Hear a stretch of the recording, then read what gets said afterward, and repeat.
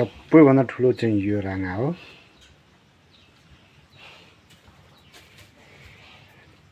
त्यसपछि गएर यो कालापाडी ठुलो हो।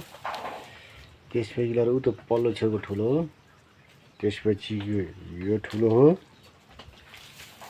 अनि कान्छो चाहिँ यो यता मुन्टो फर्काएर हेर्ने हो। यो सबैभन्दा कान्छो सानो कहिले चाहिँ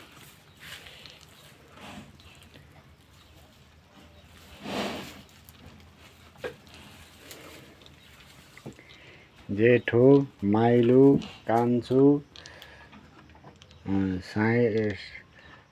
जेठो माइलो चाहिँ साइलो काइलो कान्छो गरी 5 जना छन् यहाँ।